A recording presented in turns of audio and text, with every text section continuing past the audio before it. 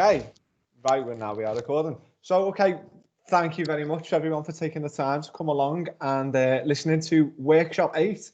You'll all be glad to know this is your last workshop. Yay. I know you're all going to be really sad about that. So, yeah, basically what we're going to do, obviously we're aware you've just had a live session not too long ago, probably about 3-4 weeks ago now by the time this actually comes out. So what we thought we'd do for this would just be recorded as sort of an online podcast session sort of thing. So obviously you can see a few of us at the bottom, but every one of the assessors is going to be involved at some point, or you'll be able to see their smiley faces at some point throughout the course of this anyway. So yeah, like I say, we're going to split it up, and this is Workshop 8. It's understanding physical capabilities to achieve excellence in sport.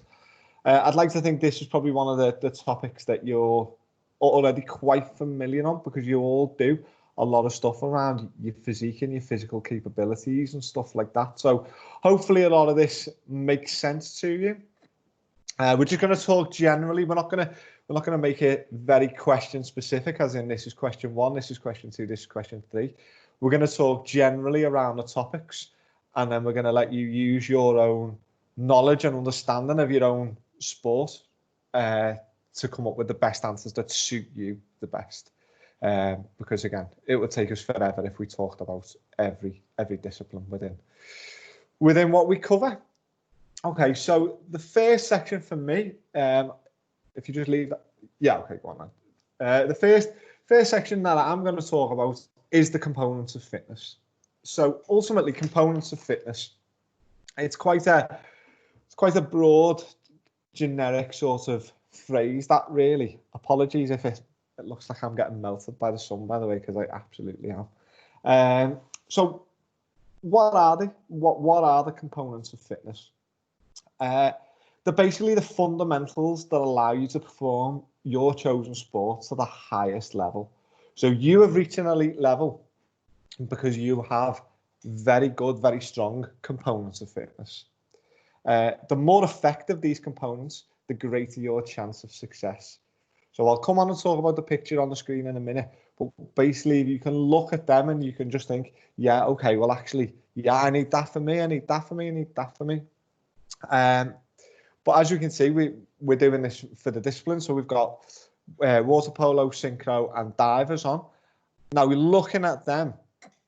You'll be very aware that the components of fitness differ a lot between each sport. So the components of fitness for a water polo player are going to be completely different to a synchronized swimmer. Okay, but also within that, the components of fitness within a water polo team or within a synchro team, or in terms of springboard platform divers, they're all going to be different as well. So for example, a goalkeeper is going to need quite a lot different, like physical components of fitness really compared to outfield players. If you're looking at like the reaction times, coordinations and stuff like that, agility might need to be a bit more. Okay, so as you can see there, they are split up into two. We've got health-related components and we've got skill-related components, each broken off into sort of 5 subsections, so to speak, going off them. So, Rob, you want to next slide for us, please? See, this is slick, isn't it? Everyone's impressed here. Okay, so first one, we've got health-related. So the health-related components of fitness, as you can see, it's broken down as a body composition, cardiovascular fitness, flexibility, muscular endurance, and strength. So taking it away from from an athlete's point of view, the reason they're called health-related is because basically they're there to do with your health. So if you're looking at the general public, if we're looking at, pardon me, what's that? If we're looking at the health related, these, so your body composition, your cardiovascular fitness, flexibility, muscular endurance, and strength, they're all about improving our health. And the point of that is we're preventing the onset of possible diseases, sicknesses, illnesses, and giving us the best fighting chance in sort of those situations. Controlling weight, obviously weight ties back in with the disease as well. but obviously the more of the 5 elements we've got there, the more likely we are to control our weight. And one that gets often overlooked is mental health. So how would our body composition impact our mental health, our fitness, and just our general well-being and how we're feeling? Also, the better health-related components of fitness you are, that can affect mood, which ties in with mental health. It has a big impact on sleep as well. So the better you are at these sorts of things, the better you are in terms of sleep patterns and stuff like that, which again, all ties in to health. So just looking at them there, body composition, we've got basically your body weight, body fat, muscle. So the best way to sort of do look at stuff like that would be DEXA scanners. Obviously, that's really expensive. You'd probably have to be at a university or somewhere like that to have DEXA scanners, but they're the best ones, and they basically give us a full breakdown of muscle, fat, water, bone density, and all that sort of stuff.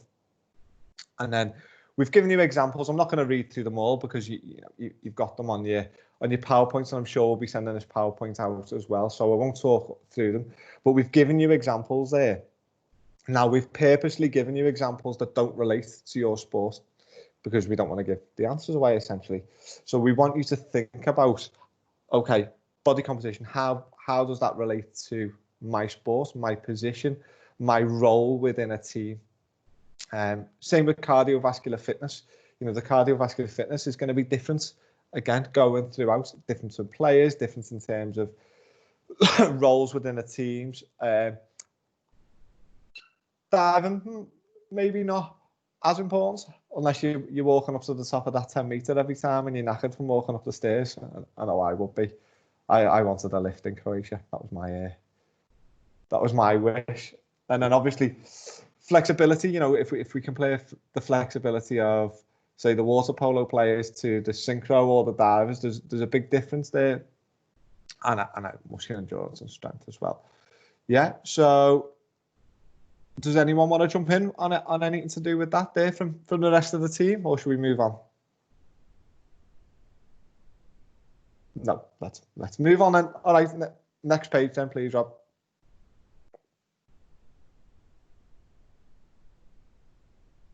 Next page, please, Rob. Thank you, mate.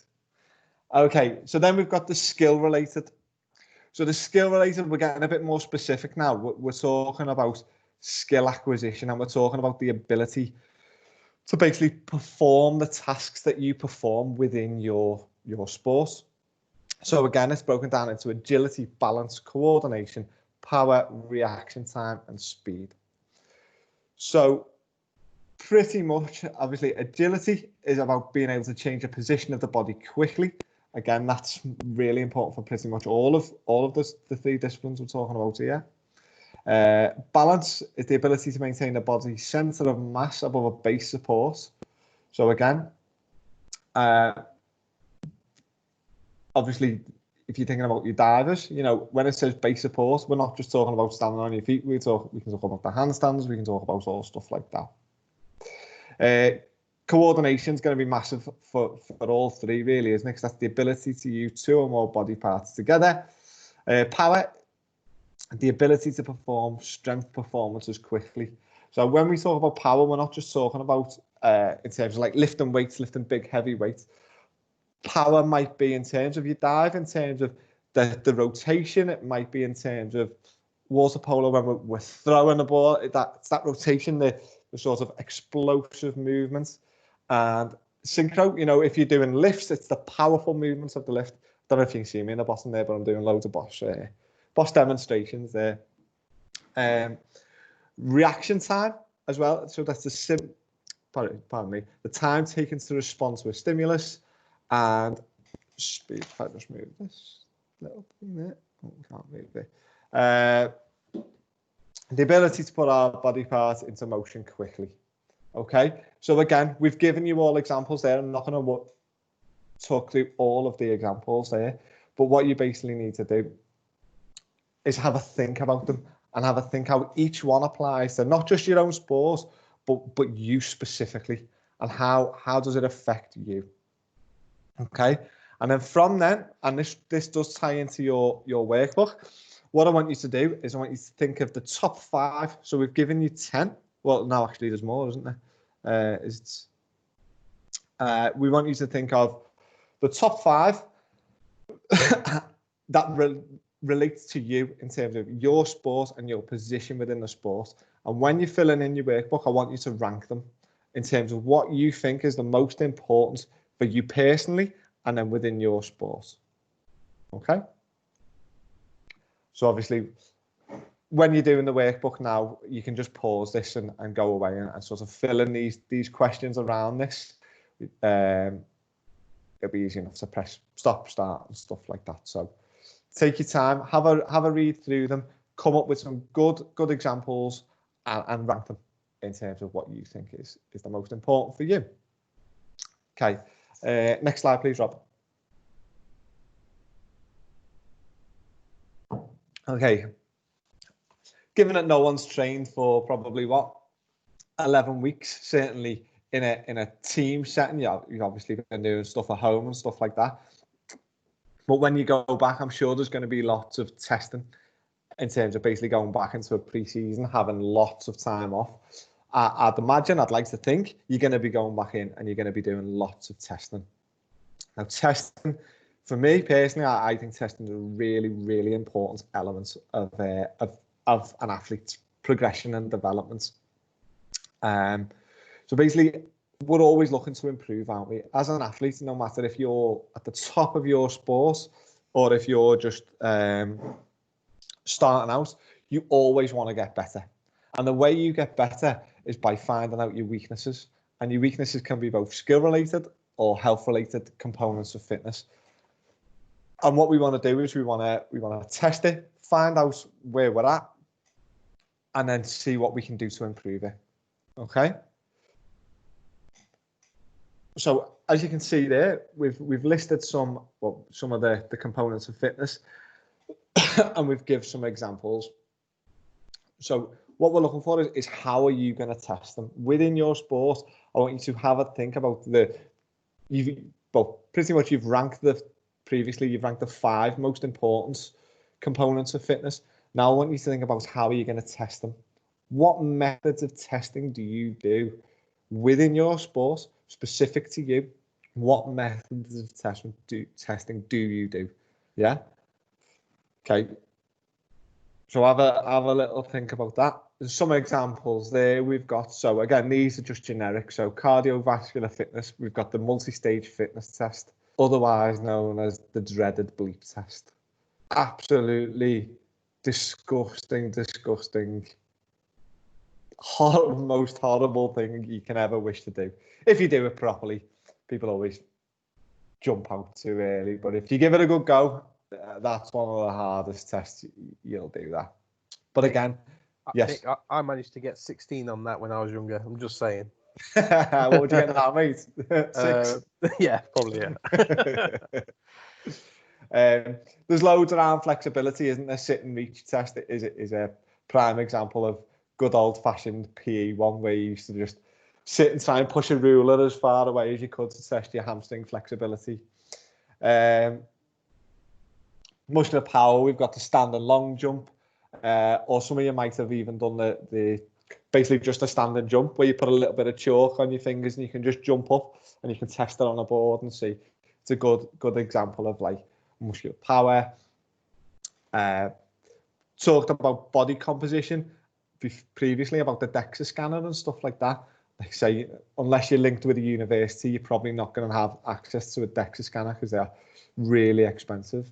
But what you might do is you might have skin fold measurements. So I'm probably sure if you haven't had it done, you've all seen the skin calipers where you can do like the foresight is the most common, which is the bicep, tricep, iliac crest just on your hip. And you've also got your subscapularis one, which is on your back. So they're the 4. And they're basically just little skin calipers, and they take the fat, basically the fat underneath the skin. And it gives you a reading of your percentage body fat. Obviously, you can do them on the scales as well. Not the best for me, the terms of the scales, in terms of your body fat. Pretty wild in terms of their accuracy. The only ones I'd sort of trust with them scales are the ones that have, you've got your things on your feet, but you also do a handheld device as well. So it travels right the way down your body. But again, that can be affected by caffeine levels in the body, water levels in the body, and all stuff like that. So skin folds, if you can't have a DEXA scanner or a bod pod, as some of the universities have, then skin folds are definitely the best ones to be doing them. So yeah, have a think about tests that you use within your specific sport. Okay, so again, why are we doing these? What is the point? What is the point in doing testing? You all do it. You'll all take part in it. Why are we doing it? Like I said before, it's so important for me. When you're going back in pre-season now, this base testing, like it might be cardiovascular fitness, your body composition, your muscular endurance, flexibility, blah, blah, all of them. It's really important because it gives us a base level. So we know whenever you go back to training now, you know where your base level is at. And what we can do then from there is we can chart our improvements. So testing should, although your testing's done at the start, testing should be redone throughout the course of the season. Because what that allows you to do is it shows improvements. Okay, so you can show, right, okay, my flexibility is getting better, my body composition is coming down. So by the way, notice with body composition, I didn't say we're not talking about weight here. I meant to say that before. So we're not talking about weight. Weight is not the issue for us. It's about body composition. So it's about your fat levels and stuff like that. So your percentage of body fat is the most important. So yeah, we can look at your percentage of body fat. We can look at your muscular endurance, your power output and stuff like that. And what we want to see is a gradual improvement throughout the season. So by this testing, it shows us that what we're doing in training is working and that it's right and it's having the right effect on your body. Now, the thing is, everyone's body reacts differently to stimulus and to training. So what we want to do is make sure that the training and the exercises and the routines that you're going through are working for you. So by regular testing, we can see if you are improving. Okay, if you're not improving, what can we change? What can we take out? And what can we sort of develop to get you back on that upward curve? Because what we're basically testing, what we want to do is we want to prevent a plateau. A plateau is where you no longer are improving in terms of any of these. Yeah, and only by testing and regular testing can we see if you're plateauing and if you've reached that point where something needs to change. And it might be that what you were using was working, but your body's just adapted to that. So we either need to change a little bit of the routine, or we need to change the intensity, or we need to change some of the methods to help you improve. More specifically in terms of the gym, that would be then your day-to-day polo, synchro, or diving. So yeah, like I was saying there, just basically talking about what do we find, what are we getting from these testing. So it's obviously we're finding out where we're weak, we're finding out where we're weak and where we can improve, but we're also finding out what works for us and wanting to do more of that. And that sort of brings components of fitness to an end in terms of my section there. Unless anyone likes to jump in and add anything from the rest of the squad there. Silence is golden, isn't it? Sound? Thank you, Mick. That I think that segues in really, really nicely to what me and Matt are gonna cover now. So good quality, detailed info, mate. Very, very good. Thanks, mate. I appreciate that. You're welcome, mate. So obviously, as Rob just said, that leads us on to the next section. So on this first question on this section is explain how a swimmer takes part in assessments to analyze physical capability within their sport. So obviously replacing the word swimmer with athlete. If we kind of break it down and look at kind of like the water polo side of things to begin with, any of you guys from the water polo side that have been on any kind of England trial days or been part of that England setup, GB setup, or kind of that area will have been through the kind of different tests that there are. So as you can see on the screen, the first test is looking at the swim part, focusing mainly on the stamina and speed. So obviously it slips in quite well with the first question that Mick has been talking about. So as you can see, 400 meter front crawl swim, and looking to use the times that are highlighted there. The second test, we're looking at the egg beater. Again, focusing on that stamina side of your performance and height out of the water. Thirdly, we've got the bore skills. So this is on technique and accuracy. As you can see, we're looking at catching, throw the ball between pairs or threes across a distance of 3 meters apart.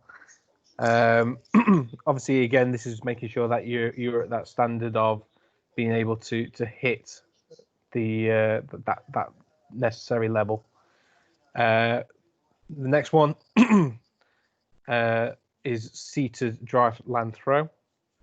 As you can see, we're broken down into different kind of meters and the different point scoring for that, based on how well you obviously do. So there's a couple of examples for the water polo side. So then if we move on to the dive side.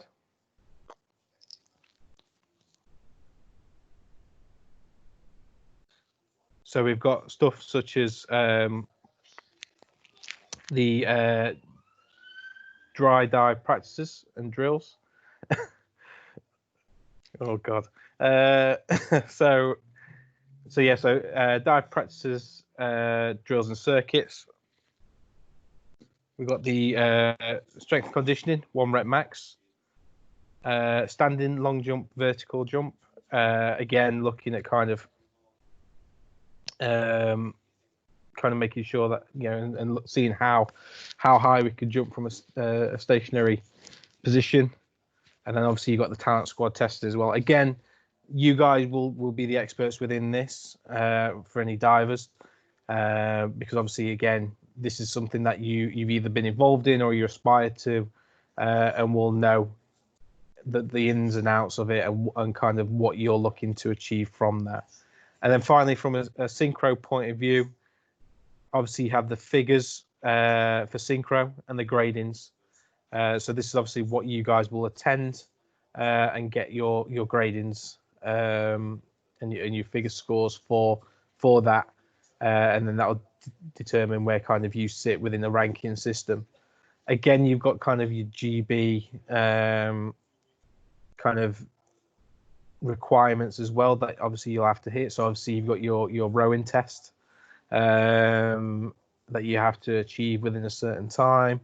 And obviously there's a lot of other kind of bits with that as well that obviously all make up that England selection process, not just based on kind of rankings, but also making sure that you've got the physical and technical capabilities to achieve success at that level.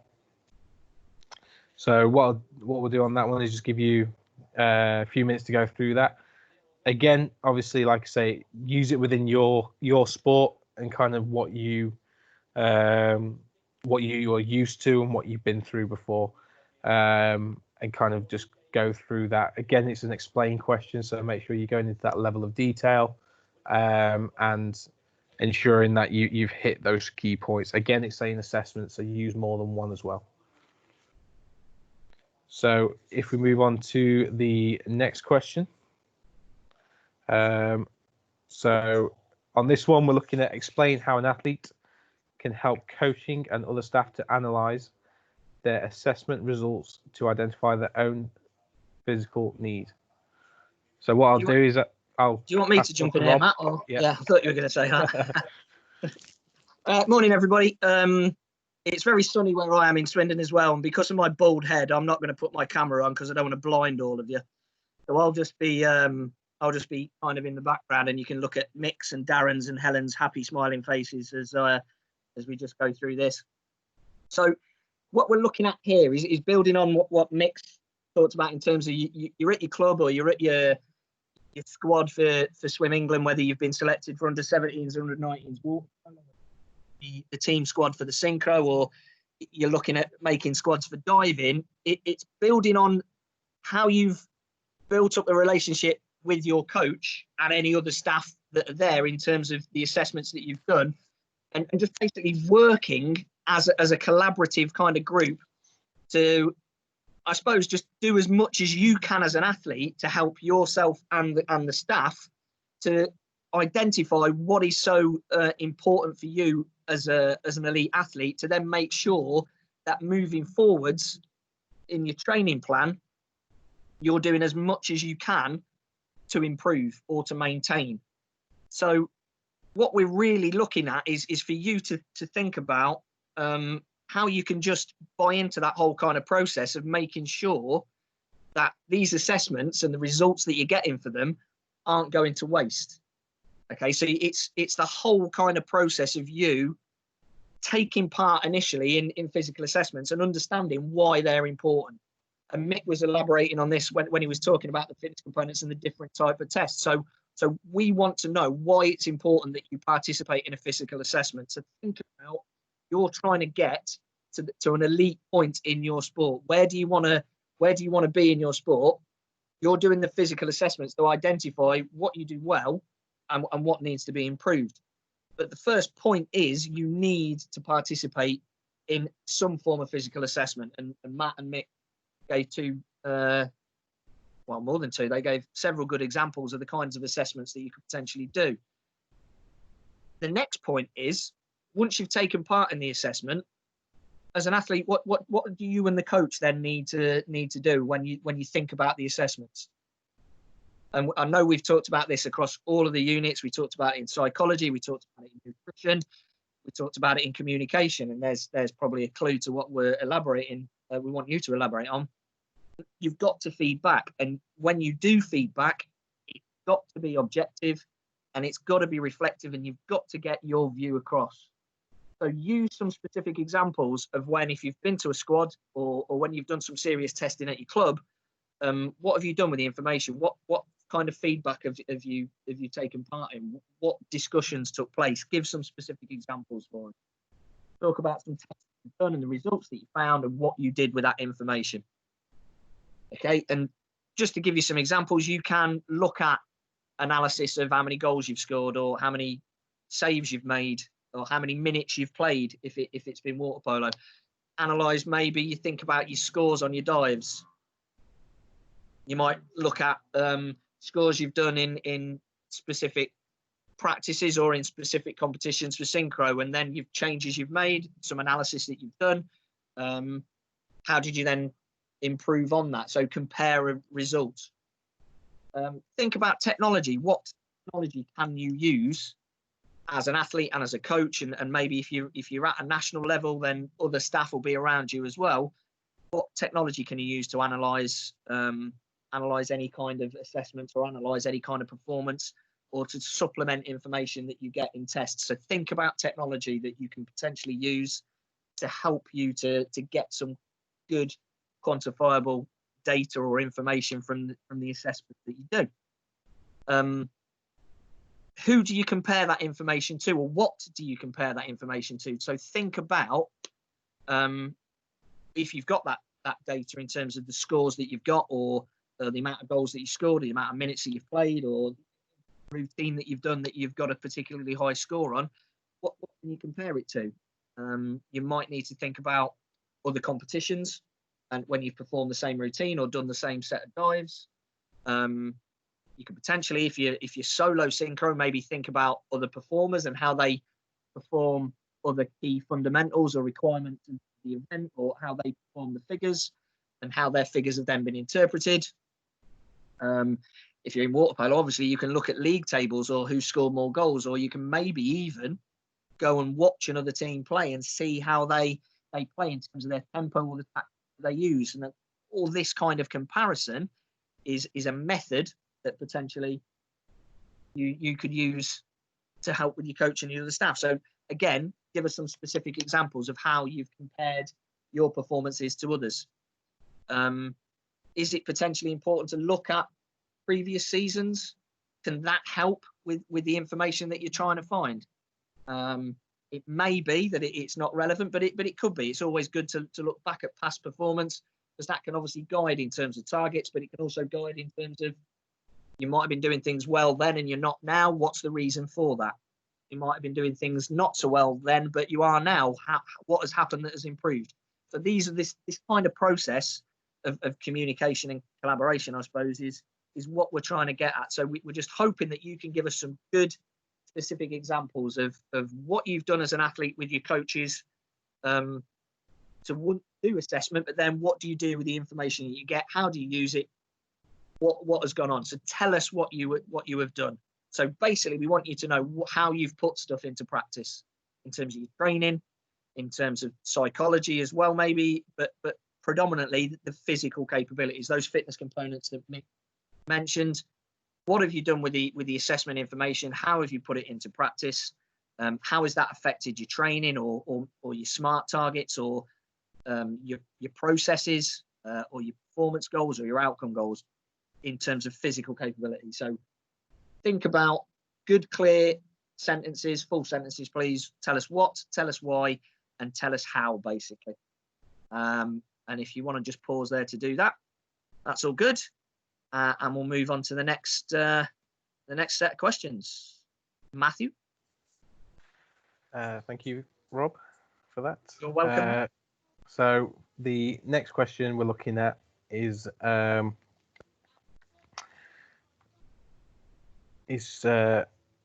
explain why it's important for an athlete to contribute to discussions and analysis of their own physical capabilities. So it's really important because obviously with each activity that you take part in, whether it be training, competition, strength and conditioning, any kind of session in terms of physical capabilities, it's important to portray your own viewpoint. This is because obviously you have to buy into the kind of the process that's being put forward from the coach or from support staff. And also in terms of feedback, whether you feel like it's working, not working. Obviously as well, this is really important in terms of the stress and pressure on the body. You could be really good at kind of hiding the discomfort and unpleasure with that physical capability, or you really might be struggling. Obviously, if you don't give your own viewpoint, this could then obviously really be detrimental to kind of the progress of yourself or an athlete going forward to try and strive towards those kind of SMART goals that you may have set at the start of your process, the start of your season.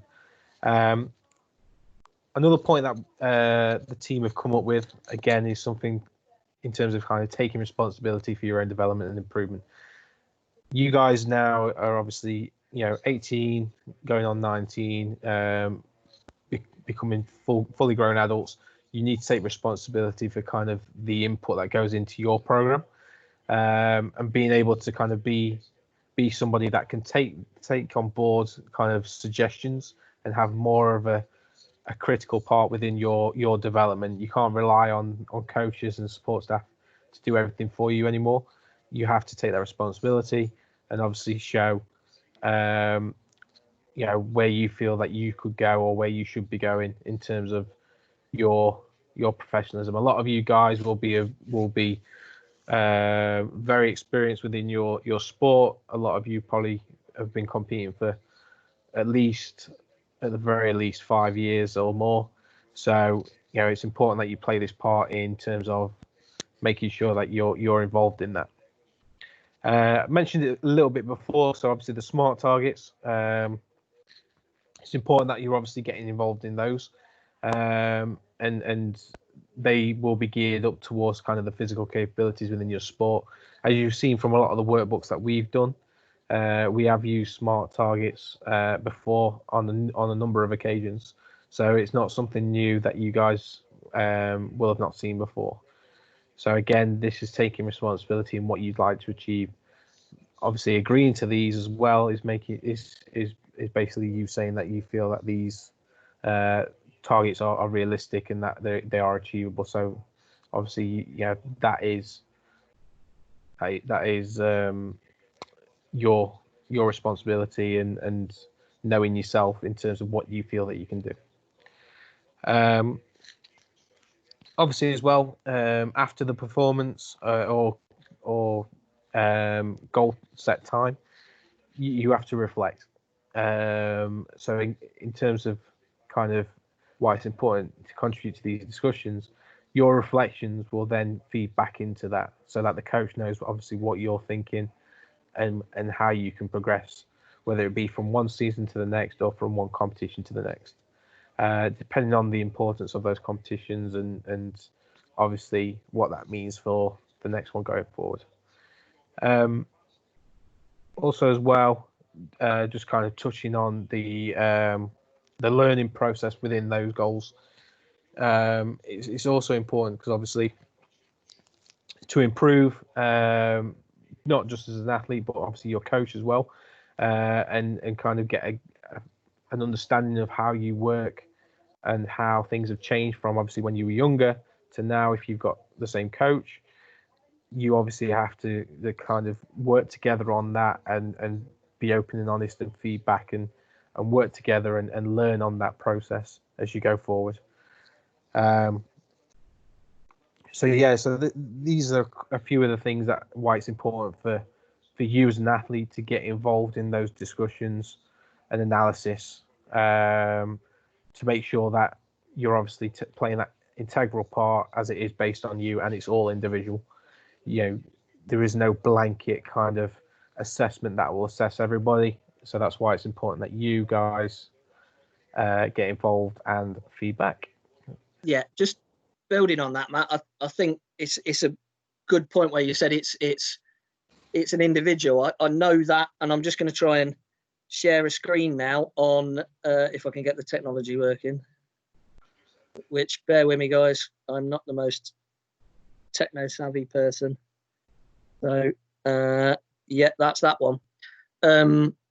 What the water polo and diving governing bodies are trying to encourage is for people who are making their squads is to keep reflective logs with regards to all these kind of general and fundamental skills. Now, I know this is something that they've only just introduced, but it's just kind of like a reflective log and diary with regards to the kind of key fundamental and general skills and standards that they need to be consistently performing throughout the training camps that they're on, and they're obviously consistently in practices and then consistently in games. So they're trying to emphasize that whole kind of reflective process, looking at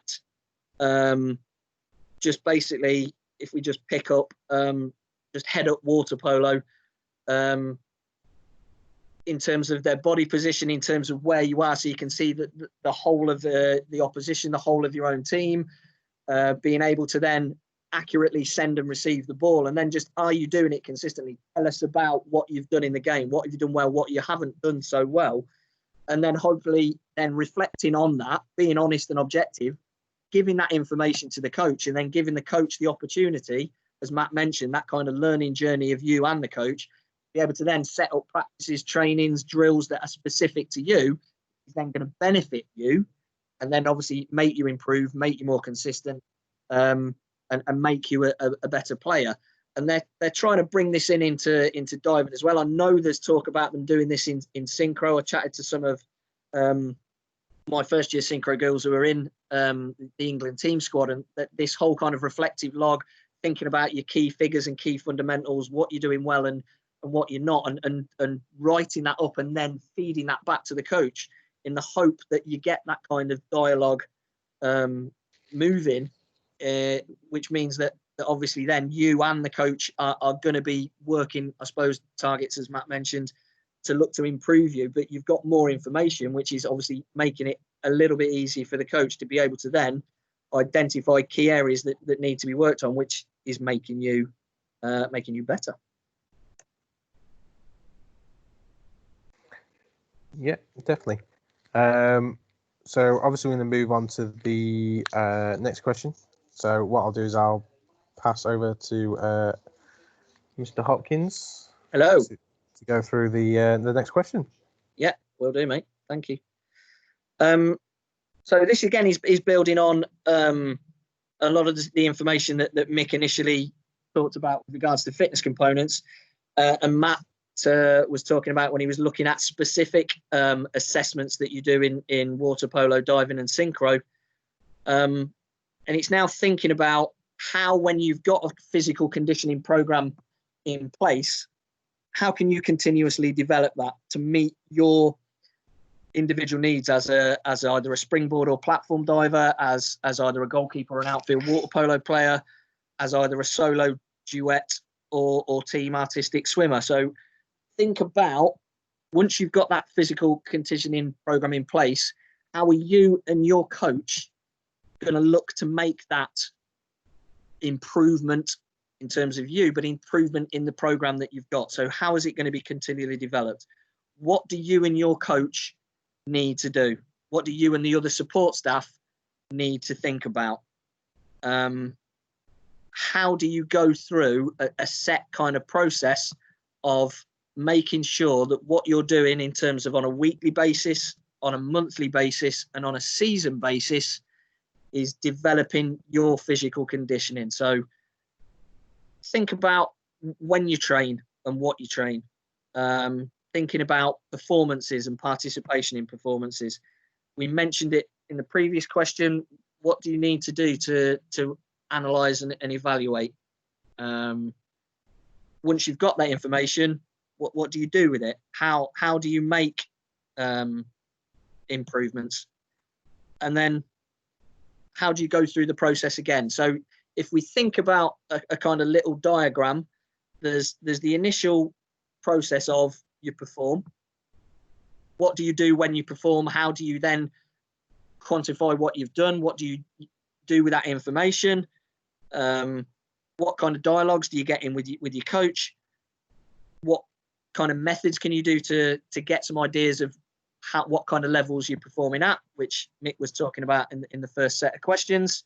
What can you do with your coach to make changes? This is what we're trying to get out of you, just being reflective and objective. But how can you, as an athlete, with your coach or with your club, if it's your team, whether you're doing synchro diving, for example, how can you work together to continuously develop and make sure that what you're doing is specific to you and is of benefit for you and is making you improve or hit the targets that you've set with your coach?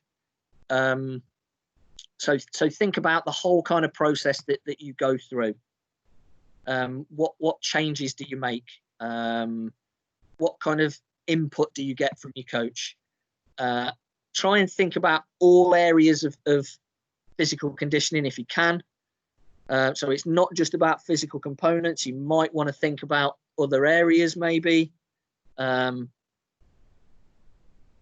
without wanting to give too much away. Think about maybe other workshops on areas of your event that you do, just to help you and guide you in terms of the whole kind of physical conditioning process. What can you do with your coach and other staff to make sure that everything that you do is hitting the target? How can you continuously develop and improve? Give me some specific examples of what you've done. So maybe look at your pre-season and your pre-season preparation, and then your training blocks in the run-up to, if it's water polo, the start of the National League. If it's diving, maybe the run-ups to the first set of nationals. So obviously we dive in, the Scottish nationals tend to be first, then the British nationals after that. Then you've probably got G-Star, and then you've got Junior Elites. Obviously take away coronavirus and the fact that that's messed everything up this year, but think about that as a process. So you start your training in the August, September. You've got your training program in place. What do you do to make little changes? How do you know as you go that you're at the targets and the levels, or you're on target to be where you should be come, if Junior Elites is your target in the April, or if British Champs is your target in the January, February? How do you know you're on course? What do you do with your coach? What kind of process do you go through? And if there's changes to be made, how do you know and what do you do? So that's where we're trying to get to, that whole kind of process that you and the coach go on. Matt mentioned it, the journey of the learning process that you go on. Give me some specific examples of exactly how you go through that process. Matthew. It's all gone quiet. Yep. So he's back. That's fine. So obviously, for me and Rob, that's our section complete. So what I'm going to do is I'm going to then pass over to Mr. Darren Sims and his fantastic bonnet. Thank you, guys. An excellent introduction there to my outrageous hair. Rob, if you can pop up the PowerPoint for me onto the first slide. The last section you've got in your workbooks is a lot about athlete behaviours, coachable behaviours, and effective training. So what we're going to do is 4 questions that you're going to answer, but we're going to go through a basic comprehension task here. And off the back of it, you should have all the information you need to answer those 4 questions. So in your workbook, you're looking at question 5.1 to 5.4. And I'm not specifically going to make too much reference to the questions because we want you to do the work. But we're going to give you hopefully a lot of information which is going to help you answer those questions. So there are 10 key coachable behaviours, of which I'm going to talk about them all. And they're based around the competencies that you have. So knowledge and skill essentially equals your behaviour. So your key coachable behaviour is influenced by what you know and what you're able to do. And your competency to do it. So for each discipline, you've got very individual sports, but what we're talking about here are behaviours, beliefs and values. We'd actually cross all the way through all 4 disciplines. So the what you'll be thinking about will actually be very applicable probably to another athlete on this recording that's not from your discipline. Okay, and the 10 key coachable behaviours are broken down into 3 sections, and the first section is your personal or yourself. Okay, and this is your philosophies and values, progressive behaviours, and the way you collaboratively work with others. And what we're going to look at is we're going to look at a row at a time. So we're going to look at philosophies and values first, and we're going to talk about the knowledge, the skills and the behaviour, and then we'll just follow it down through each of these 10 coachable behaviours. And as I said at the end, hopefully this will give you all the information that you need to answer these 4 questions at the back. So philosophies and values. So these are the things that you live by, you believe in. Okay, your motivations, the way that you go about your business, the way you behave, the way you act, and hopefully it will lead toward a consistent behavior, which in sport is based around integrity.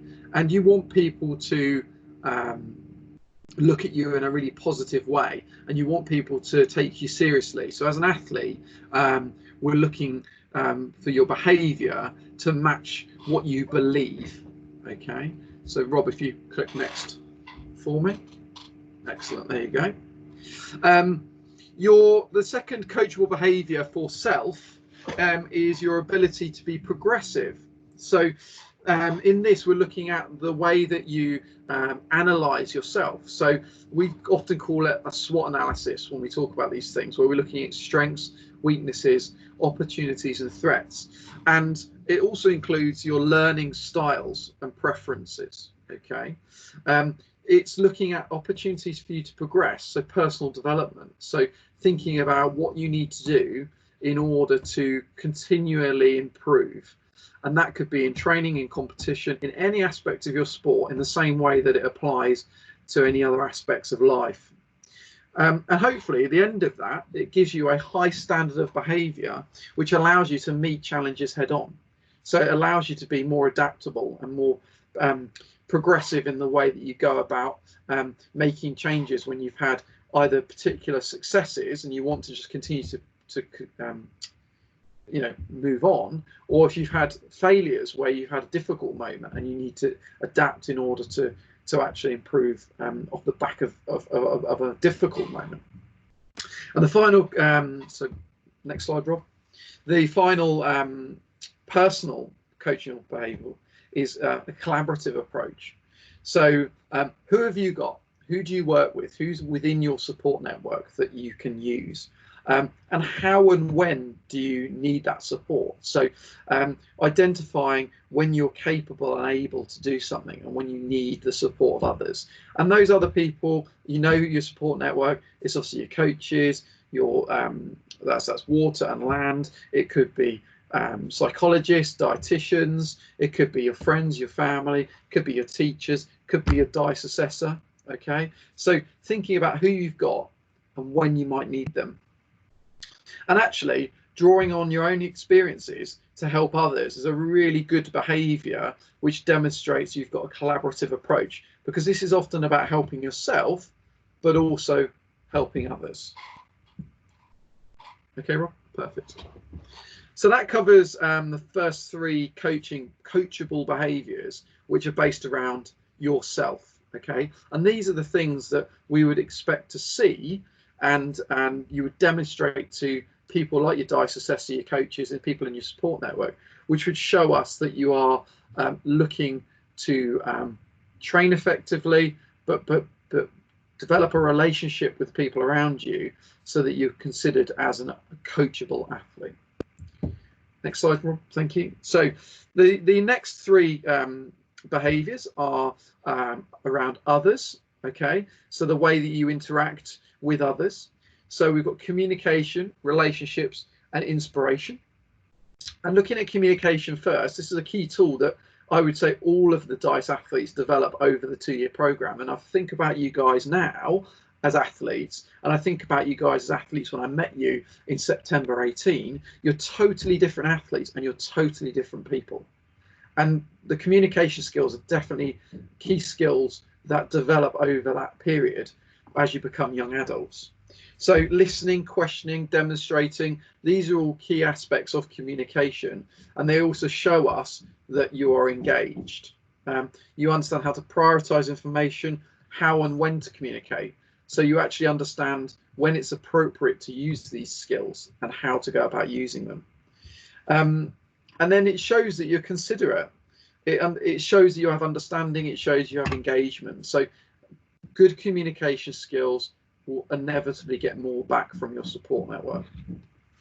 And building relationships is something that young people in sport is a key aspect of young athletes, is their ability to build relationships and communicate with others.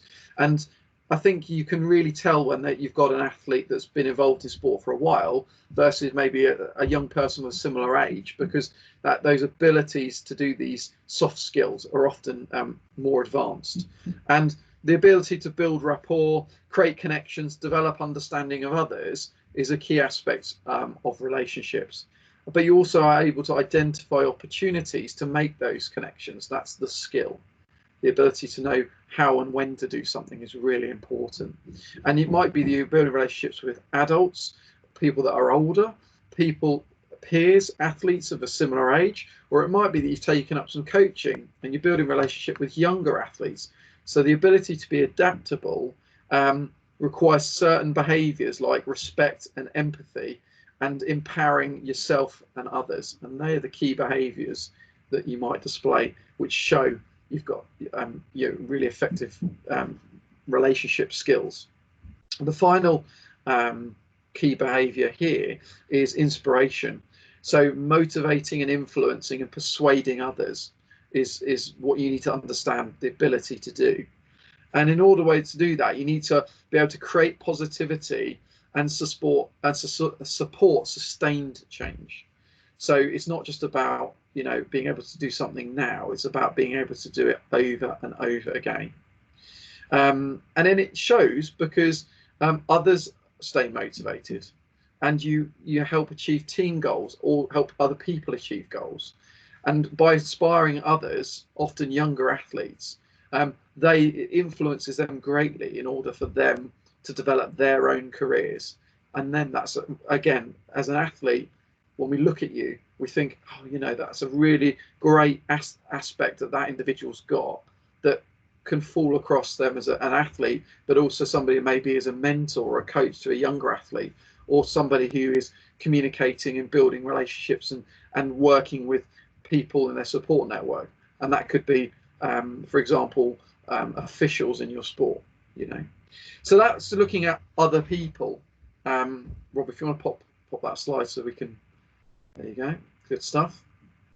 We will send this out as a PDF as part of the end of the session, so you'll be able to see everything I'm saying. And moving on to the final 4 coachable behaviors, they're all based around training. So the ability to plan, execute, review, and your technical abilities is just a key aspect of everything that we do, which makes you a coachable athlete through effective training. So when you're planning training, obviously your coach provides you a session, okay, but your engagement with your coach is really important at your age, okay. Of course, they're bringing the sessions, and they are very much working toward a periodized approach to your training, so they've got the whole year map planned out, but hopefully they're engaging you in that process as well. And so that, you know, you're analyzing information, you're goal setting, you're thinking about the risks throughout the year, you're planning where you need to do certain things at certain intensities or using certain energy systems, okay, when you need rest and recovery, thinking about the components of fitness that Mick spoke about earlier, and making sure that you're maximizing all of those in the correct way. And you've got good consideration for your safety, but you also understand the rationale for the sessions. So when your coach comes in, you're asking the right questions about that session. And then if you're showing the right behaviors, then you'll be training well. You'll be have understanding of each element. You'll have clarity. You will be executing the training that your coach has given you. And then moving on to the doings, the training itself, you are able to adapt. You're able to develop the skills. You're able to bring specificity to your training according to what you need for your individual position or your individual dive or aspect of a dive or a key element that you're working towards.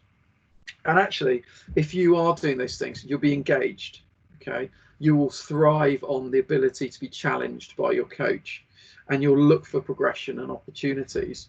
And the sessions should run quite smoothly, and every good coach will be evaluating thereafter each session, so they will be adapting according to what you need and what the team needs if you're in you know, if you're trained for water polo. The review section is really important, and we've already touched on this a little bit in the previous questions, but that self-reflection and evaluation is absolutely vital for coachable athletes. Being able to feedback, analyze information, communicate effectively with your coaches. This is going to really set you apart as a real emerging athlete compared to just the next athlete. You want to be able to help your coach gather that feedback. You want to be able to link things together, link skills together, link information together for yourself and other athletes. And as part of that, your behavior, the things you will need to do is provide and receive constructive feedback. So that's the ability to provide information, receive information, listen, provide effective communication. And when we talk about constructive feedback, we're also thinking about you know, things aren't always perfect, and there might be times where you need to get information about what you can improve alongside information about what's gone really well. So sort of a classic sandwich, if you like, the good stuff and the bad stuff mixed together. And the final coaching behavior is based around your technical abilities. So your technical and tactical knowledge, your contextual activities, linking things together and making sure you've got all the appropriate equipment for your training is really important for you. That's what you need to know, and the ability to do this is really key. You need to have the right information at the right level for you, respond to questions and queries, and stay engaged. We don't want, you know, as an athlete, we don't need to fall out of love or lose interest. And you need to keep progressing your technical knowledge and skills at an appropriate rate for your long-term athlete development, which is looking also at the athlete development support pathway. So where are you at in your current development as an individual, but also in terms of your aquatic career? And if you're executing your sessions and you're an active participant and showing engagement, then actually the sessions, the training that I've just been speaking about, will be effective, and you will be seen by your coaches and support staff as a coachable athlete. And actually all of your behaviors, your beliefs and your values, they come together to show your competency in training. And actually you will then get a reputation as a really positive athlete, somebody that will make a team, somebody that will be selected for various aspects of their performance pathway based on their ability to execute the training and competition, but also their coachable attitude. Rob, can you put this last slide up for me? One more? Yeah, there you go. So we'll send this out as a PDF, and this will this information will allow you to answer the 4 questions that that are in the back of your workbook, okay, around the importance of someone committing themselves to a program, physical conditioning, the types of behaviors that show you're positively contributing, the types of feedback that you'll be needing to give, and the importance that swimmer gives objective feedback. And these questions are all based around physical conditioning today, of course, but the things that I've spoken about in the last sort of 10 or 15 minutes, they're skills and attitudes that go right across technical, tactical, physical, psychological, lifestyle. They go across all the pillars of coaching, although obviously for this particular workbook, we want you to focus specifically on physical skills. And that's my section done. And that sort of brings us toward the end of this workshop. You've now got an opportunity to go away and complete the questions that you've got to in your workbook 8. Your assessors will be in contact with you about completing those workbooks and getting hold of those workbooks. We need to make sure that as we move toward July, when we're expecting you guys to complete your DICE journey, that all of your workshop workbooks are complete, that you've got your pre and your workshop booklets for the workshops that have had both. And sessions like this, where we're looking at just one workbook, making sure that you've got the correct level of detail, hitting the verbs. Rob spoke earlier a little bit about hitting the verbs, so making sure that you've got the sufficient level of detail with contextual examples for your discipline. So if you need any help and support with that, please do speak to your DICE assessors. They're all going to be around to support you.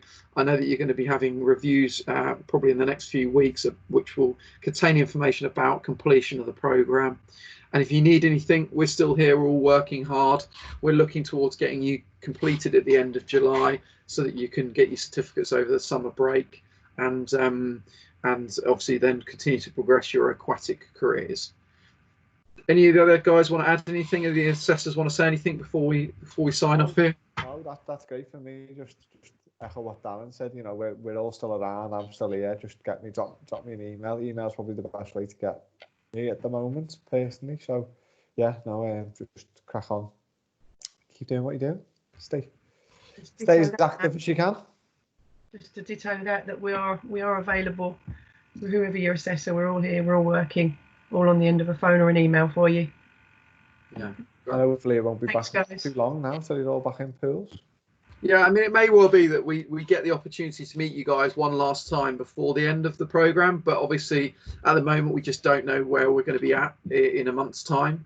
So it may well be that we don't get to have another face-to-face meeting before the end.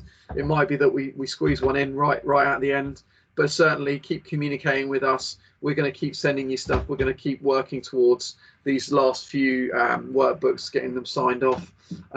Thank you for your time today. I really appreciate you taking the time very much to listen to us all, and we'll speak to you all again soon. Thank you. Thanks, guys. Bye. Right.